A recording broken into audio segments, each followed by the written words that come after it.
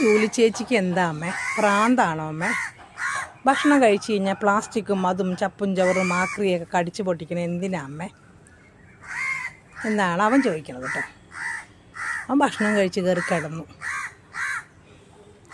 തൊടട്ടെ ജോലിപ്പെണ്ണിനെ, തൊട്ടോട്ടെ ജോലിപ്പെണ്ണിനെ, തൊടട്ടെ ജോലിപ്പെണ്ണിനെ. ഇപ്പം ഇത്തിരി അടുത്തൊക്കെ വരാൻ സമ്മതിക്കുന്നുണ്ട് കേട്ടോ. ഇപ്പോൾ വലിയ കുഴപ്പമില്ല. നേരത്തെ എൻ്റെ അടുത്തേക്ക് ഇങ്ങനെ വരില്ല അവൾ. ജോലിക്കുട്ടി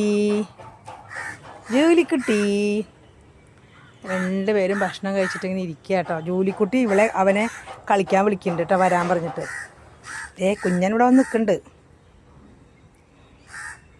കുഞ്ഞന് പേടിയാണ്, എന്നാലും വീർത്ത് നിൽക്കുന്നുണ്ട്. അച്ഛോ, കളിക്കാൻ വിളിക്കുകയാണ് ജൂലി കളിക്കാൻ വിളിക്കണതാ, പേടിക്കണ്ട.